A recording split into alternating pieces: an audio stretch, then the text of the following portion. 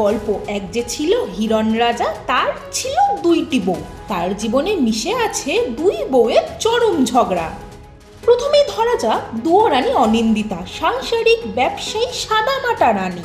থানার পথে যখনই যাচ্ছেন তার মনে হচ্ছে ও ভাই কাজটা ঠিক রাখতেই হবে, মানে ঝগড়া হোক বা ডকুমেন্ট সবই তার কন্ট্রোলের মধ্যে। তাতে তো না, তাতে ও নিজে স্বীকার করেছে যে ওরা বিয়ে করেছে, যেটা ইল্লিগাল, আবার প্রমাণ করে দিয়েছে। আর যেগুলো লিখেছে, মানে আমার মেয়ে পাশে আছে, আর কি বলবো, মানে ওকেও লজ্জা করছে, সেগুলো আমাদের ফলাও করে বলতে হচ্ছে যে আমাদেরই হাজব্যান্ড আমাদের সাথে কতদিন ছিল কি ছিল না সেটার ক্ল্যারিফিকেশন ও দেবে। মানে বিয়েটা আমার মেয়ে আমার পাশে দাঁড়িয়ে আছে, আর আমার বর কতদিন ছিল, আর আমি আরবানা এনআরআই কমপ্লেক্সে থাকি, সেখানে এত সিকিউরিটি করা। আমি সিসিটিভি ফুটেজ দেখালে এক্ষুনি মেয়েটা কী বলবে তাহলে? ও হিরণ কতদিন ছিল আমি তো প্রমাণ করে দেবো এক্ষুনি।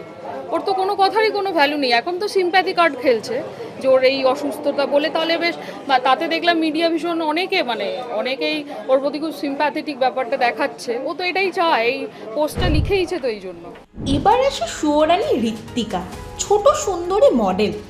এফবিতে স্টোরি দিয়ে বলছেন, দেখো বড় বউ সব জানতো। ভাই এখানেই জমে ওঠে মজা, আর আমরা সবাই পপকর্ন হাতে হেসে মরে যাচ্ছি। কে সব থেকে সুন্দরী বউ? হিরণ রাজার বড় বউয়ের ঘরে রয়েছে এক রাজকুমারী।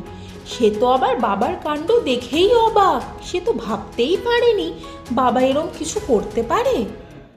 আমি মেয়ে হয়ে আর কি বলবো, কালকে আমি নিজেই সোশ্যাল মিডিয়ার থ্রু খুঁজে পেলাম। মা আমাকে কল করে বললো তুই একবার ফোনটা খুলে দেখ, তোকে কিছু পাঠিয়েছি আমি। তখন ফোন খুলে দেখি বাবার বিয়ের ছবি নিজের চোখের সামনে দেখছে। আমার মা আমার পাশে বসে কাঁদছে আমায় কল করে। কোনো মেয়ে কী বলবে এটা দেখে? আর আমি জানতামও না, মানে I had to find out through social media আমার বাবা কী করছে। আর তখন অন্য বন্ধুদের বাবাকে দেখে আর ভাবি আমার বাবা এসব করছে। আর হিরণ রাজার অবস্থা, আরে ভাই একদম স্ট্রেস মিশ্রিত হাসি। দুই বউ ঝগড়া করছে, জিতবে কে, মিলিয়ে লাইফ তো একদম রিয়েলিটি শো। এরই মাঝে ভাইরাল হঠাৎই ভয়েস রেকর্ডিং। তুমি ডিভোর্স চেয়েছো, তুমি বলেছো আমি ডিভোর্স চাই, আমি বলেছি কোনো অসুবিধা নেই। তুমি বলেছো আমার এমুক চাই, আমার টাকা চাই, আমার টাকা চাই, আমার এই চাই। আমি তাতেও বললাম হ্যাঁ। তুমি আজকে আমার ব্যাংক অ্যাকাউন্ট না এগুলো, এটা তোমার ব্যাংক অ্যাকাউন্ট নয় তো। লাইনই কেটে দিল।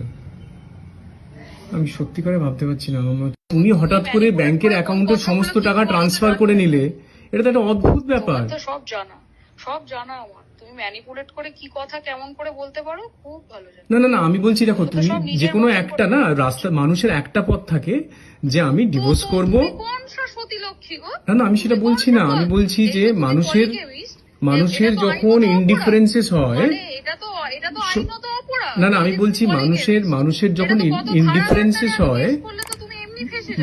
যখন ইনডিফারেন্সেস হয় তখন মানুষ সেখান থেকে সেপারেট চলে যায়, মানুষ তাকে ডিভোর্স করে চলে যায়। এবং ডিভোর্সের যখন যা তার দরকার, যে আমাকে এই দিতে হবে সেই দিতে হবে, আমি তো প্রথম থেকে বলে এসেছি যে আমার কোথাও কখনো কোনো অসুবিধা নেই। এবং আমি তো তোমার নামে বাড়ি সমস্ত আমার টাকা দিয়ে তোমার অ্যাকাউন্টে করেছি, আমার টাকা দিয়ে তোমার মায়ের ফিক্সড ডিপোজিট করেছি, আমার টাকা দিয়ে সমস্ত কিছু আমার টাকা দিয়ে করেছি।